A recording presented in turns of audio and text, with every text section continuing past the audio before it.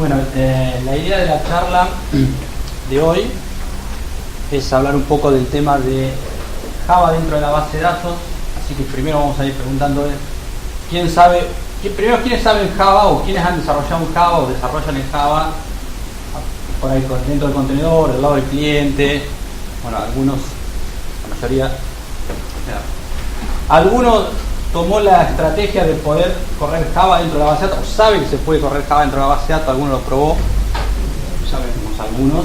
A los frontales han tocado hace años atrás. Ahí, entonces, algunos. Sí. Algunos hemos pasado por esa experiencia. Somos brujos. Hemos pasado por esa brujería.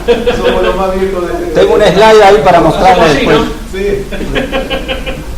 Bueno, entonces algunos ya han incursionado en el camino de correr código Java dentro de la base de datos, porque la idea era ver ese tipo de cosas. Para los que no me conocen, Marcelo Ochoa, Age Member, miembro del grupo de usuarios de acá. He estado desarrollando un código Java desde los primeros inicios, así que, y después ya me embarqué en un desarrollo más profesional, que fue la parte de JS.com, que es una empresa dedicada a la parte de full text search en la base de datos, que es la que está pagando esto, o sea que esté acá. Y eso, digamos, es quizá un vuelco de toda la experiencia del desarrollo de Java, ¿no? La idea es, en esta pequeña charla, es primero, para los que no tienen por ahí cerrada la idea de por qué se corre Java dentro de la base de datos, es ver cómo es y de qué se trata eso, cómo es la arquitectura, la historia, para los que son antiguos y la han probado, cómo viene la historia de Java en la base de datos, y después todo el desenvolvimiento principal es ver qué impacto tiene el soporte de 2CC, toda la arquitectura de multitenant, que fue una revolución dentro de la arquitectura de la base de datos. ¿Qué impacto tiene para los que ya han desarrollado o están por desarrollar o tienen que redeployar una aplicación Java dentro de una versión 2CC, ¿no? Esa es la idea. Para los memoriosos, arranca Java dentro de la base de datos en la versión 8i, ¿no? 1999, ¿cuántos años atrás? ¿No? Siempre se ha ido manejando el tema de Java dentro de la base de datos, cambiando con los release, ¿no? Van asociados los release porque en las primeras implementaciones de Java dentro de la base de datos estaba todo muy, como quien dice, muy cableado, muy cerrado con el desarrollo interno de la base de datos. Ahora todos van a ver por qué. Entonces no se hacía un cambio rápido de versión, nunca hubo un cambio de release de Java si no cambiaba la base de datos, ¿no? Entonces 8i con el JDK 1.2, 9i JDK 1.3. Fíjense que acá se incorpora hasta esta versión se venía utilizando lo que se conoce como NCompiler, que es algo que va tomando código Java, que en teoría es interpretado y se transfiere a Assembler. Hasta esta versión eso fue realizado en una forma batch. Había que tomar todo mi código Java y convertirlo. El conversor prácticamente lo que hacía era generaba código C, compilaba código C y después generaba Assembler, una cosa que tomaba mucho tiempo, ¿no? Era difícil de administrar y de deployar, ¿no? Y a partir de la versión 11, ya con la incorporación de JDK 1.5, se utiliza la arquitectura más normal de cualquier herramienta Java, que es en tiempo de ejecución, se van tomando cuáles son las clases Java y los métodos que son más utilizados, y esos se van transformando a Assembler, ¿no? Para que sean ejecutados por el procesador, obviamente más rápido. Eso se incorpora en la versión 1.5, y en la versión 12C tenemos que ya se pasó acá sí a la verdadera posibilidad de poder intercambiar la versión de JDK que corre la base de datos, ¿no? Sin necesidad de cambiar la base de datos. En la versión 11G estaba el diseño hecho, pero nunca hubo ni siquiera un patch set o algo similar que me permitiera cambiar Java dentro de la base de datos sin necesidad de cambiar la versión 11G. Si bien en el diseño original estaba previsto, no pasó en la realidad. En la versión 12C, ya ahí sí, por defecto viene en el instalador los dos JDK 1.6 y 1.7, y uno los puede cambiar para el que necesite por una cuestión de, ya sea de certificación. Si a mí me dan una librería que está certificada para 1.6, lo utilizaré con 1.6, y si es para 1.7 lo hago para 1.7, ¿no? Y acá le puse una fotito muy emblemática, que es el primer cumpleaños de Oracle. Miren la cara de Larry Ellison, nada que ver con ahora, lo que hacen los millones de dólares, ¿no? Está mucho más mejorado el muchacho. Esta es el primer cumpleaños de Oracle. Algunos ya no están en la empresa, como es el más chiquitito, Ojei, ¿no? Bien. Para los que nunca utilizaron Java dentro de la base de datos, ¿no? ¿Qué es lo que significa eso? ¿Cómo está implementado dentro de la base de datos? El dibujo es bastante feo, algún día hago la promesa que lo voy a cambiar. Lo está sacado de la documentación de la base de datos, ¿no? Y puesto en la filmina. ¿Qué significa correr Java dentro de la base de datos? ¿Qué implicancias tiene dentro de la arquitectura de la base de datos? Eso significa que lo tradicional, que es alguien escribe un store procedure en PL/SQL y lo ejecuta, ese código está corriendo entre la base de datos, hace algunas operaciones, interactúa con los datos y devuelve algo. La analogía de eso sería decir, bueno, ahora yo como lenguaje no voy a usar el PL/SQL, voy a usar Java dentro de la base de datos. Para que eso ocurra, es necesario incorporar el intérprete de Java dentro de la base de datos, el compilador que me lleva a assembler las clases, ¿no? Y después empiezan los cambios para que eso interactúe y no comprometa ni la estabilidad de la base de datos ni la seguridad de la base de datos. Primer cambio, las clases de Java que son el código que yo voy a ejecutar, que vendría a ser el PLB de PL/SQL, ¿no? Esas clases Java ya no son levantadas desde el disco de la máquina, sino que son levantadas directamente por un library manager y están guardadas directamente dentro de la base de datos. Eso es para no comprometer la seguridad. Yo no podría ejecutar un código Java que de repente lo pongo en un directorio temporal de la base de datos, alguien lo puede alterar y comprometería toda la seguridad de la base de datos.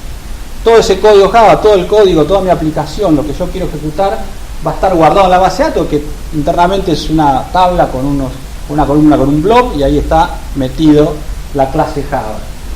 Eso implica que todas las reglas de seguridad que uno pueda controlar, yo les puedo decir, bueno, como en PL/SQL, este código lo puede ejecutar Scott, este código lo podrá ejecutar el usuario X, el usuario B, todo lo mismo que uno utiliza en un package de PL/SQL se puede utilizar como mecanismo de seguridad dentro de la base de datos, ¿no? Y el otro gran punto de interacción es qué hago con la memoria.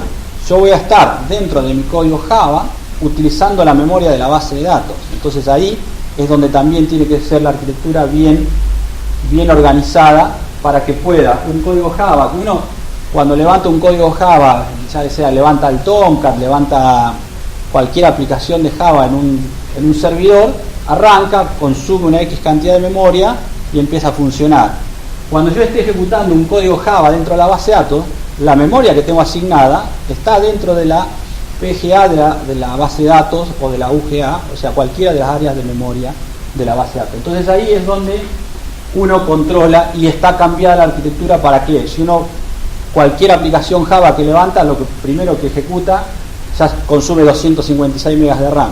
Imagínense si yo por cada ejecución de algo le asigno 256 megas de RAM a un usuario, la SGA de la base de datos se va a quedar sin memoria instantáneamente. Después van a ver que la administración es totalmente distinta en lo que es la memoria de la base de datos, para que lo que significa alguien ingresando con un SQL Plus y ejecutando un código Java no sea levantar 256 megas de RAM de entrada, ¿no? El punto de interacción del usuario es siempre el mismo, es un SQL Plus ejecutando o un store procedure o una función dentro de un query que después internamente va a estar implementada en Java. Eso hace que, a diferencia de una aplicación Java normal que uno la ejecuta, se arman las áreas de memoria, termina la ejecución, se destruye, ¿no? Acá, si cada vez que alguien entra con el SQL Plus, ejecuta algo, creo y destruyo, desde el punto de vista de eficiencia sería muy malo. Entonces, hay estructuras de memoria que se mantienen en el tiempo. Para eso también hay todo un diseño específico. Cualquier cosa que les vaya quedando por ahí descolgada, me paran, me dicen, no hay problema, las vamos viendo. Si quisiéramos hacer una analogía entre una JVM tipo la de Sun o la de Oracle ahora y la que está en la base de datos, esas son todas las diferencias lado a lado, ¿no? Cuando uno ejecuta una aplicación en Java, generalmente lo que se utiliza es el concepto de multithreading para que varias cosas se ejecuten en paralelo. La base de datos utiliza el modelo de sesión, lo que estamos acostumbrados desde el SQL Plus. Uno conecta al SQL Plus, se arma una sesión, después la base de datos sabrá si es un shared server o es un proceso dedicado, eso el DBA lo configura. Entonces, pero el modelo de asignamiento de recursos y de memoria pasa a ser normal, de una configuración de tipo thread a una configuración de tipo sesión, como tenemos con una aplicación PSQL, ¿no? También, como les decía, esa estructura de memoria que uno tiene asignada cuando se conecta a la base de datos está encapsulada solamente para mí, es como funciona la base de datos siempre. Si uno se conecta con el usuario Scott, la memoria y los cambios que va haciendo en tablas son de Scott, no son de la sesión de al lado.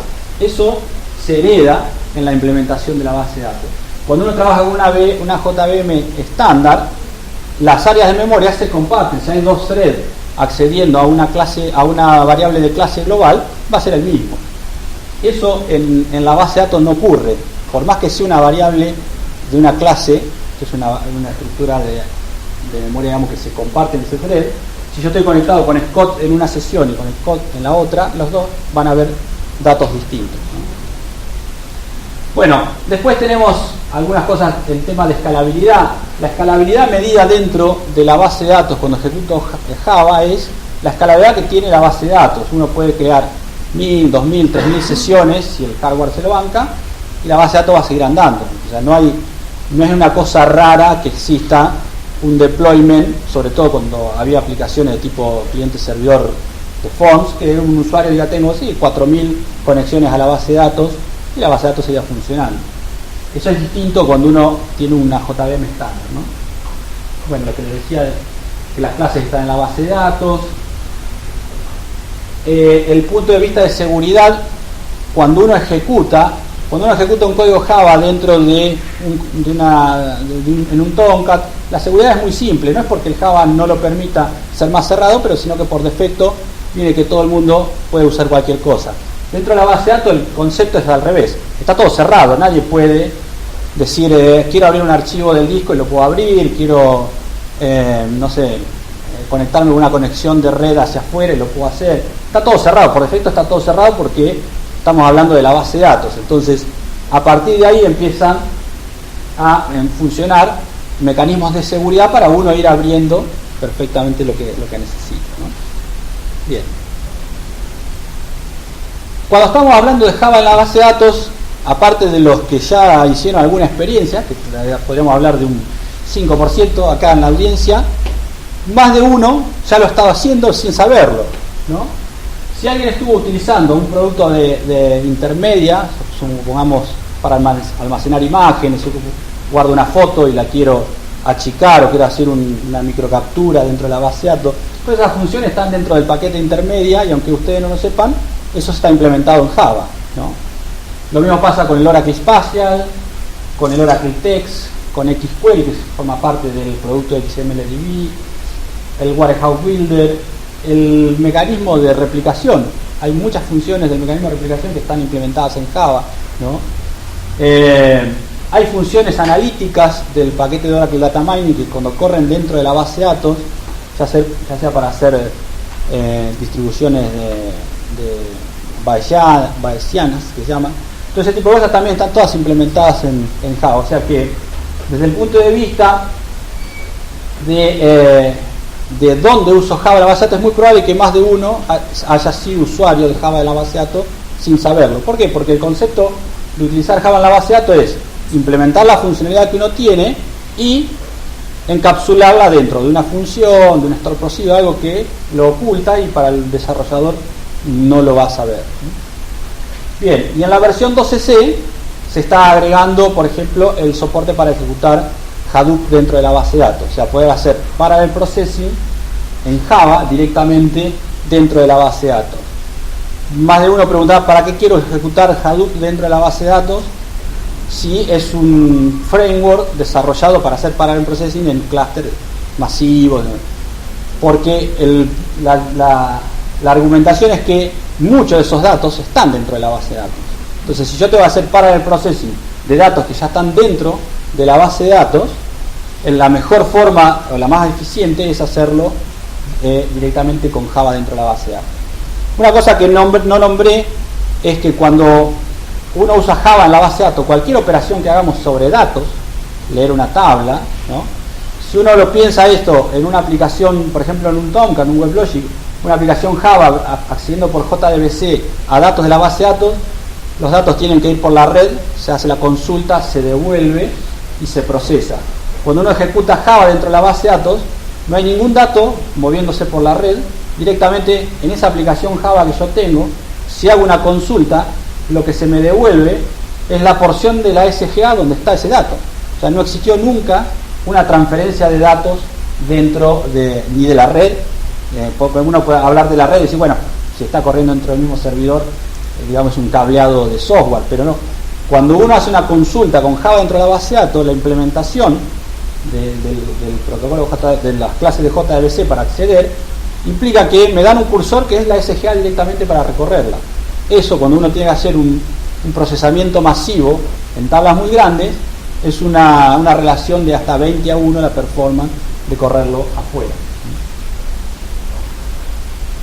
Bien, también tenemos empresas conocidas que han utilizado Java dentro de la base de datos y que las implementaciones lo requieren, ¿no? Y lo han sido exitosas. Algunas están en el sitio de OTN y se pueden ver, otras las que yo conozco que son de acá.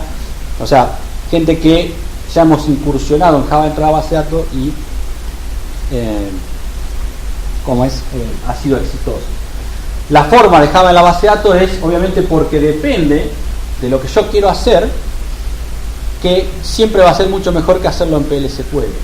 Si uno quisiera hacer un achicamiento de una imagen dentro de la base de datos en PL/SQL, no lo va a poder hacer porque no hay ni siquiera operaciones de bits para poder utilizar. Cuando tengo que hacer una implementación de ese estilo, sí o sí tengo que caer en Java en la base de datos. Estos son algunos de los ejemplos más comunes de por qué necesitaría utilizar Java dentro de la base de datos, ¿no? De cosas de web service, como decían ellos, mandar mails, generar algún código de verificación para poner en una tabla. O sea, si uno tiene que dialogar con algún mecanismo de pago externo, podría generar los códigos de verificación guardados en la base de datos, dialogar directamente con un web service del proveedor de verificación de pago.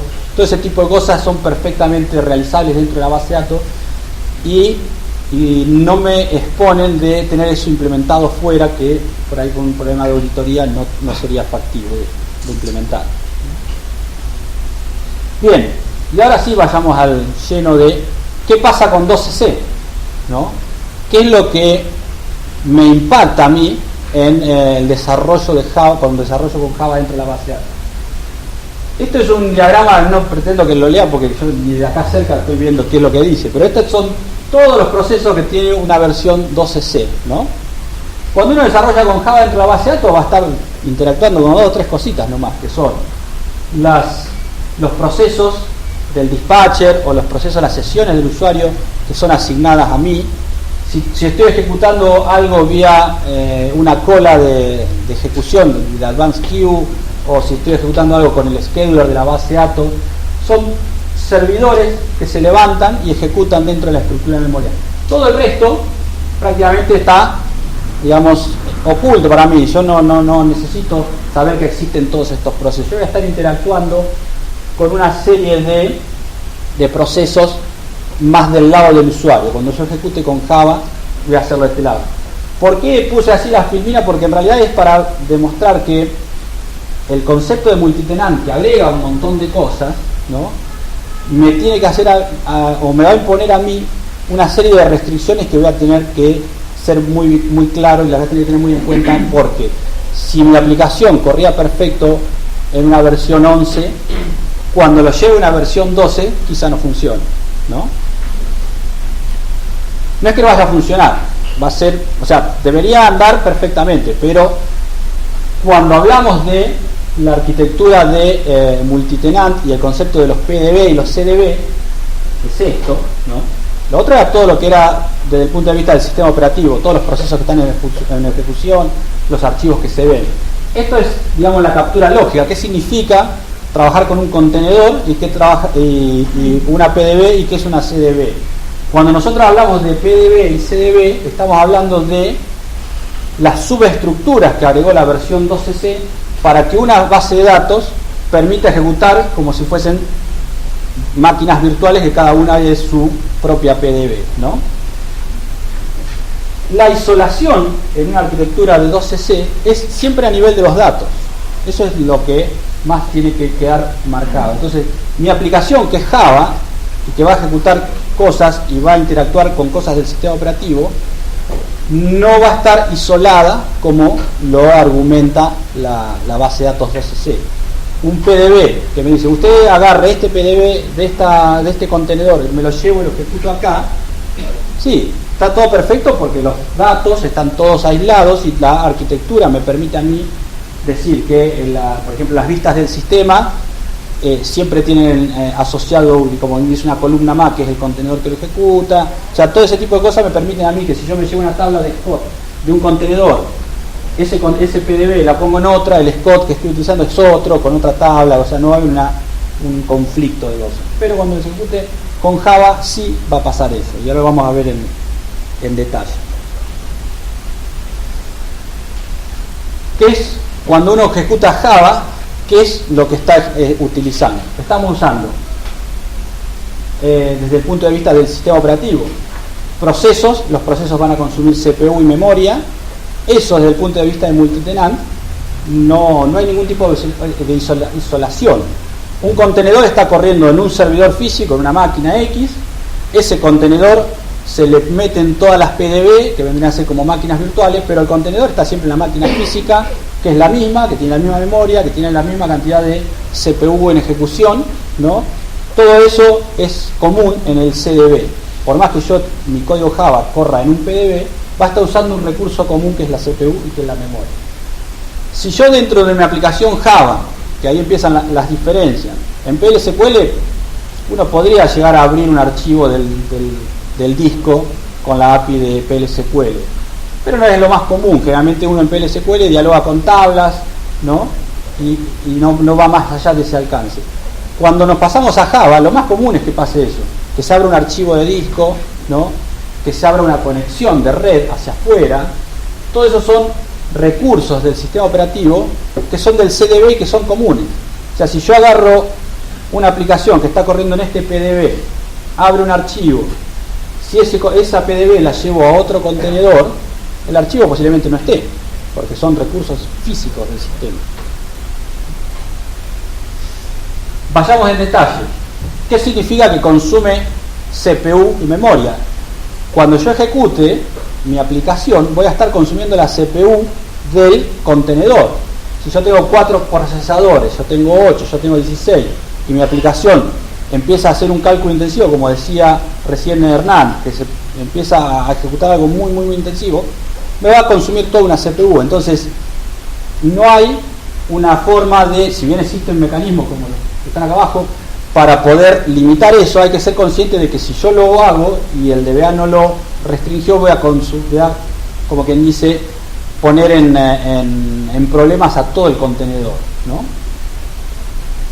Las cosas que consumen, como quien dice, CPU son el proceso que yo de por sí tengo dedicado a mi usuario. Si yo me conecto con el SQL Plus para ejecutar un código Java, eso tiene un proceso dentro del sistema operativo asociado y me permite a mí interactuar. Eso es un proceso, consume una X cantidad de horas.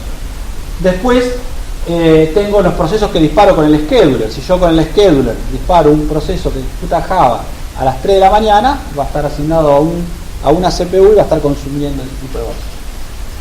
Lo mismo ocurre si utilizo Advanced Queue, y los mecanismos que tengo para poder limitar, porque el DBA lo que tendría que tener es una herramienta para poder limitar que una aplicación Java no consuma o toda la CPU, o no consuma todo el disco, o no consuma. Ahí se incorpora lo que se conoce como CPU caching, que es, hay una forma muy fácil de decir, para esta PDB asignarle 1/3 de la CPU. Entonces yo, por más que la PDB empiece a ejecutar un código Java intensivo, yo sé que el contenedor nunca le va a dar más del 30% de esa CPU para ejecutar, ¿no? Y también puedo limitarle la cantidad de parallel thread que pueden levantar cuando uno ejecuta una operación paralela y todo ese tipo de cosas. Entonces, la herramienta que yo tengo para que una PDB, porque lo que tiene que quedar en claro es que esa PDB vendría a ser como una especie de máquina virtual que está metida en el contenedor. Entonces, tengo que tener en claro que si yo me traigo una PDB de un contenedor a otro, cuando empiece a ejecutar, alguien le va a tener que limitar para que no comprometa la ejecución de todo el contenedor, ¿no? Es una de las cosas que tienen impacto, que es las aplicaciones Java de por sí son intensivas en el uso de CPU, y el DBA tiene que estar muy atento a, vía el Resource Manager, cerrar que un PDB no pueda competir con todo el contenedor. Sí. A mí me ha pasado alguna vez que en una máquina virtual, cuando les limitaba la cantidad del uso del CPU, cuando el proceso ya estaba corriendo, después de cierto momento, como que el proceso Java se moría, digamos. Aparentaba morirse, pero creo que en el tiempo... Lo que pasa que si el mecanismo de procesamiento dentro del Java es, después hay una captura ahí más adelante de pantalla, como no tenés una multitarea, digamos, tradicional de Java, si uno ejecuta un Tomcat con un JDK normal, ¿qué hace el Tomcat? En esta máquina que tiene 4 CPU, levanta los 4 CPU y va dividiendo los threads por CPU, ¿no? En el caso de Oracle, cuando levanta, él va a ir usando las 4 CPU, pero cuando uno levante una aplicación hecha por ejemplo con el scheduler, un solo CPU que va a quedar asignado a ese proceso, ¿no? Entonces, ¿qué pasa? El Resource Manager te va a limitar, pero no tiene muchas herramientas como tiene un JDK estándar, digamos. O sea, lo vas a poder limitar que no tenga tanto acceso a disco, tanto a tablas, ese tipo de cosas, pero siempre quedas isolado a una sola CPU. Eso es bueno y malo, porque de última no comprometes todo el procesador. Si tenés una máquina con 16 procesadores, vas a tener uno solo. Y es malo porque vos, dentro de una sesión asociada al SQL Plus y corriendo un código Java, no podés hacer uso de los 16. Siempre vas a estar con uno, con una limitante de ahí. Esa es la diferencia del mecanismo de threading de una JVM estándar a uno de GOS, ¿cómo es? De la base. Cuando hablamos de la memoria, también tenemos que tener en cuenta que la memoria es un recurso común, la JVM va a utilizar esa memoria, ¿no?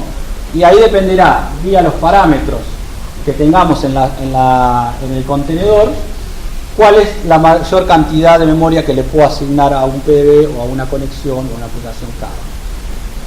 Como les decía hoy, cuando uno ejecuta Java no es como una VM estándar que levanta ya de entrada con 200 MB de RAM, 300 MB de RAM. Una RAM que normal es 10 MB de RAM.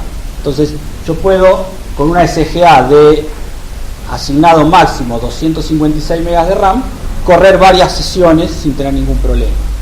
Después van a ver un ejemplo de eso, ¿no? Y si yo quiero ver qué es lo que está sucediendo en la versión 12C, yo puedo conectarme por JMX, que es un protocolo estándar de Java, y poder ver cuál es el consumo real que está teniendo mi ejecución, ¿no? A lo mismo que la CPU, la memoria que yo estoy digamos, manipulando es la memoria de todo el contenedor. O sea, el contenedor va a tener un parámetro para el memory target, y eso es lo que después cada PDB va a tener que empezar a utilizar, ¿no? Para esto no hay ya un parámetro como el Resource Manager que me diga, no, este PDB puede usar 1/3 de toda la RAM del contenedor. No existe eso, puede usar toda la RAM del contenedor. Lo único que yo puedo hacer es limitar el Java Pool Size para que tenga un uso específico. Estos dos parámetros se agregaron en la versión 12C y que me permiten a mí o al DBA ver que les llegue una alerta en el archivo de alert de la base de datos y saber si una aplicación me está consumiendo más memoria que yo la que le asigné acá, ¿no? Y también puedo ponerle un límite fijo, que es si llega, no me genera una alerta, directamente la bloqueé y le dé que no tiene más memoria por utilizar. Uno es un límite como que dice, de buena onda, que cuando pase eso me genera una alerta y el DBA monitoree y vea qué es lo que pasa, y lo otro es un límite, digamos, bien militar. Si pasa ahí, no hay más memoria.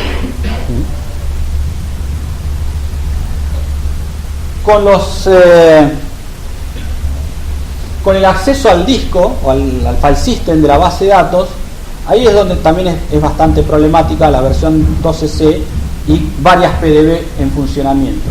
Porque hay muchos archivos que son propios de la JVM que existen solamente por el contenedor. El archivo donde yo defino el nivel de login de mis aplicaciones con la API de Java estándar es uno por contenedor. O sea, por más que yo ponga varias PDB, ¿no? Todas van a tener el nivel de login que yo defina ahí. Si bien después yo puedo alterar ese nivel de login poniéndole archivos de propiedades dentro de la base de datos, si yo no toco nada, por defecto todos usan el del contenedor, ¿no? Y ahí es donde, si yo me llevo una PDB de un contenedor a otro, no necesariamente pueda tener el mismo nivel de login. Cuando me lo lleve al otro lado, capaz que estaba configurado de otra forma. Después, lo que yo defina con esta API, que es qué puede hacer qué archivos puede abrir una aplicación Java, eso también es muy importante, porque si yo me llevo una PDB de un lado al otro, no necesariamente va a tener los mismos permisos y no va a poder operar, ¿no? Hay archivos de propiedades para JMX, ¿no? Todos los archivos de login de la base de datos, si uno genera login con la API estándar de Java dentro de un código corriendo dentro de la base de datos, va a ir a parar archivos de este estilo, ¿no? Que están dentro del directorio del contenedor, no son isolados, digamos, dentro de la PDB, van a ir todos al mismo directorio, ¿no? Entonces ahí es donde, como les dije al principio, lo que se vende como que es una completa isolación de un PDB no es así cuando estamos trabajando con Java. Java usa un montón de recursos que son propios del contenedor y que, si todos lo toqueteamos, rompemos todo. Bien, lo mismo ocurre con el JDK. Si yo quiero una PDB que utilice 1.6, ¿no? Y el DBA va y me lo cambia en el contenedor a 1.7, la PDB va a empezar a ejecutar 1.7. Si yo agarro un PDB, me lo llevo de un contenedor que estaba en JDK 1.6, lo llevo a otro contenedor que tiene JDK 1.7, listo. Puede llegar a funcionar como no. Hay librerías que están certificadas para 1.6 y uno las pone a ejecutar en 1.7 y no anda. Y ni hablar si fuese al revés, que es una librería diseñada para 1.7, me la llevo para atrás, posiblemente no tenga ni siquiera las API para poder operar, ¿no? Entonces, ahí es un punto muy importante en el punto de vista de testeo de mis aplicaciones dentro del contenedor.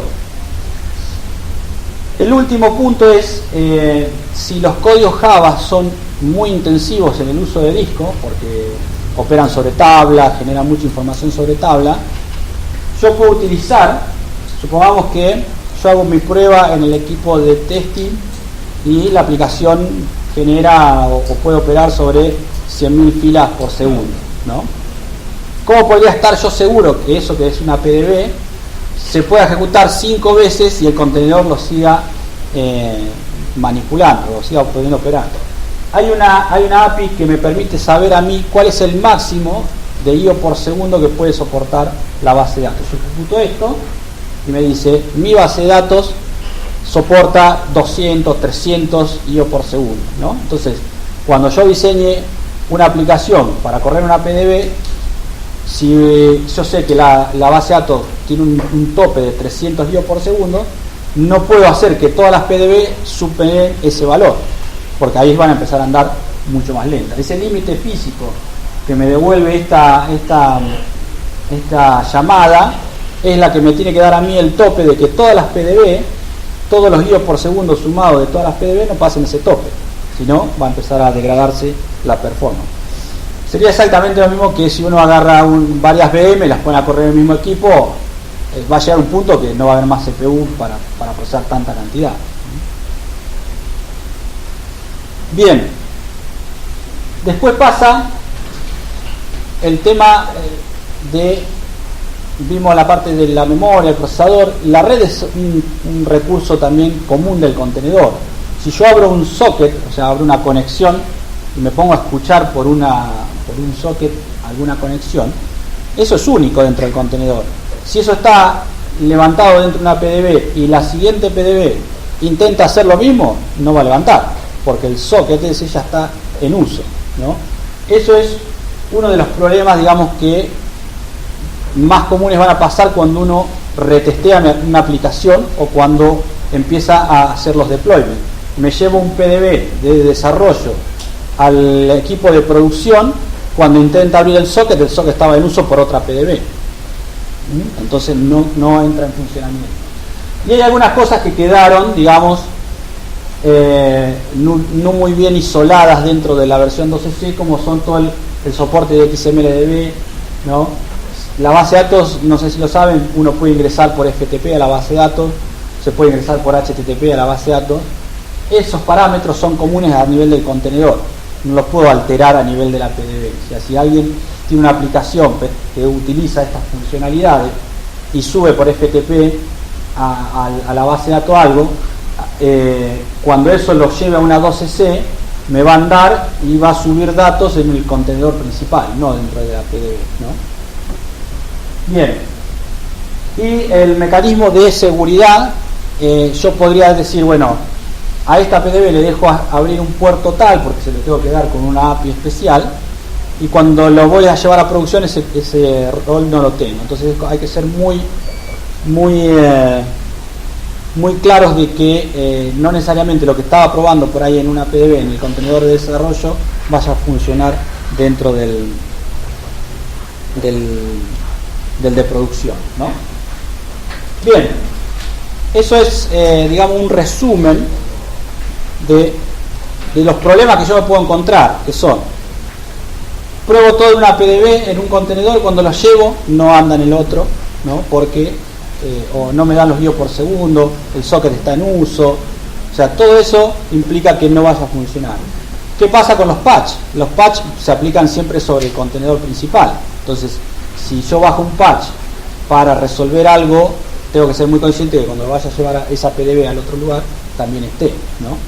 Ese tipo de cuestionamiento, eso pasa también por ahí con cualquier aplicación, ya no sea Java, pero como Java es muy, digamos, si yo bajé un patch porque resuelve algo de la API del JDK tal, y bueno, eso cuando lo lleve al otro contenedor tiene que estar habilitado, ¿no? Lo que me permite a mí de repente las PDB es dividir la aplicación por segmentos. Yo podría armar una PDB que tenga solamente implementado el mecanismo de transacciones, por ejemplo con la tarjeta de crédito, y solamente lo tengo ahí, y eso sí me da una isolación buena desde el punto de vista que tengo que hacer, no sé, un pasaje a producción de tal cosa, me llevo esa PDB, la corro en el otro y tengo la versión nueva. Voy testeando en un server de desarrollo solamente esa funcionalidad y no estoy rompiendo otras cosas, ¿no? Entonces como que me puede servir la PDB para digamos, separar una funcionalidad muy chiquita y tenerla solamente una especie, digamos, de un package de toda mi aplicación, ¿no? Bien, todos los problemas, digamos, que surgen con una versión 12C están, digamos, recopilados de la experiencia nuestra de pasar el producto de versión 11 a versión 12, ¿no?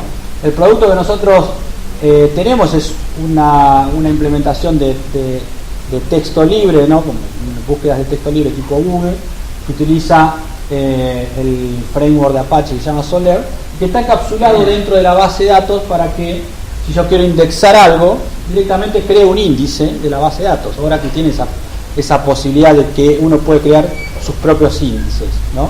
Entonces este producto crea un nuevo tipo de índice que permite indexar. Entonces, eso se implementó todo en versión 11G y después se pasó a la versión 12, ¿no?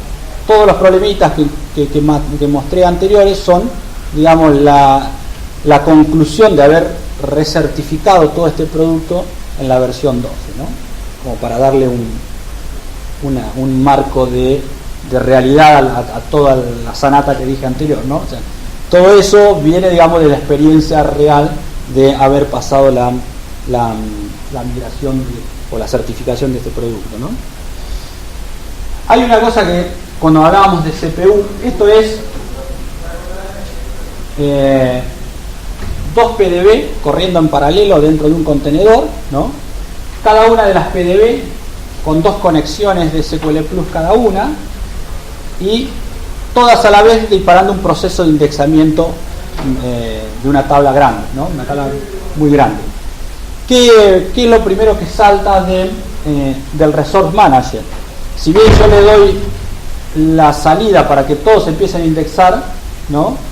Una sola CPU consume un solo PDB va a consumir toda la CPU. Todos los otros se quedan esperando. O sea, el Resource Manager no agarra y saca un proceso para indexar y le da 2 minutos de tiempo y después le pasa al otro y así sucesivamente. La primera captura es enter en las 4 sesiones, los 4 indexar, ¿no? Y ¿qué termina pasando? Uno solo, si ven acá, empieza a consumir memoria, ¿no? Llega a está acá, 56 megas, ¿no? Y está procesando. Todos los otros están en 10 megas, o sea, no están haciendo nada. Entonces, 10 megas.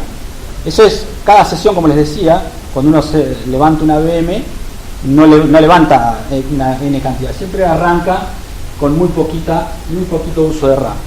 Todo el resto es lo que la aplicación después empieza a pedir para poder correr el indexamiento. Si yo lo dejo correr, esta PDB con esta sesión de SQL Plus va a terminar de indexar y después recién pasa a la otra.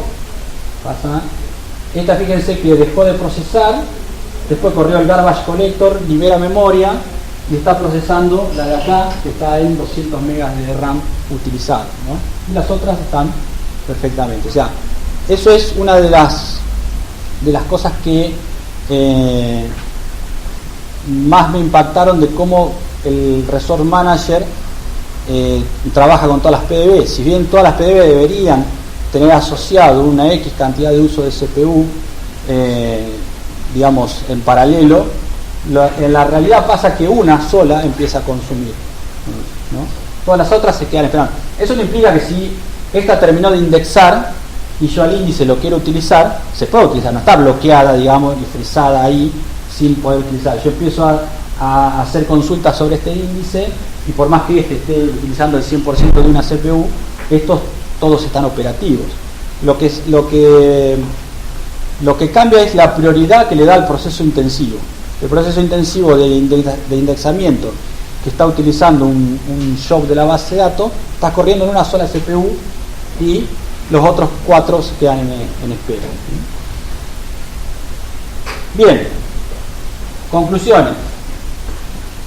El concepto de multitenant es solo a nivel de los datos, o sea, la isolación que me da una versión 12C es que todos los datos van a ser independientes. Una PDB no le va a tocar los datos a otra PDB. Todo el resto es compartido. Y por eso es que tengo que ser muy cuidadoso en testear eso que es compartido y que no haya conflictos entre distintas PDB, ¿no?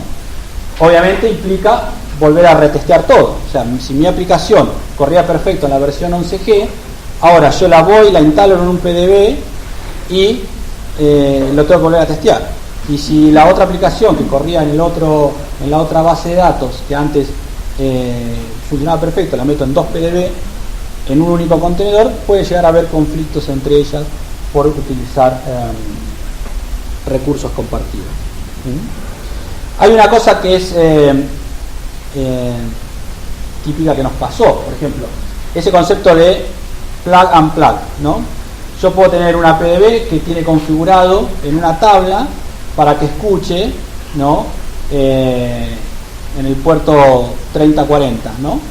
Eso me lo llevo a otra y ese parámetro podría estar, o sea, eso podría estar es una tabla global. Ese parámetro podría estar en otro y ya no va a funcionar porque no hay nadie escuchando en ese puerto, ¿no? O sea, a veces uno guarda parámetros de configuración en una tabla, como un nombre de puertos, nombre de host, un montón de cosas, que ese concepto de plug y unplug no podría llegar a funcionar. Imagínense si uno guarda el nombre del host o el IP, me lo llevo a otro contenedor y ya no funciona, ¿no? Entonces ese concepto de plug and plug, si son datos que refieren a algo del sistema operativo, algo físico, los tengo que tener muy bien documentados y decir, bueno, si usted se lleva esta PDB de tal a tal lado, vaya a la tabla tal y fíjese que el número de puerto, el IP al que me estaba conectando, hay que alterarlo. O sea, todo es, digamos, hay que hacer un plan de deployment bien documentado para cuando me lleve una PDB de un lado a la otra. Bien, ¿preguntas? Sí. ¿Existe alguna JVM reciente en base de datos que funcione con la versión 8 de Java? No, todavía no. Lo que sí está demostrado es que la intercambiabilidad es fácil de una versión a la otra, por lo cual si ya está el JDK 1.8, ya está en producción, posiblemente pueda haber un patch set o una cosa así que te da en el nuevo JDK, corres el script de cambio y tendría que salir andando. O sea, si ya la 1.6 y la 1.7 andan perfecto, la 1.8 es cuestión de tiempo, ¿no? Que eso tiene que retestear todo a ver si funciona y lo agrega. Es para brujos, ¿no? No es simple. No es simple. Bueno, muy bien, muchas gracias.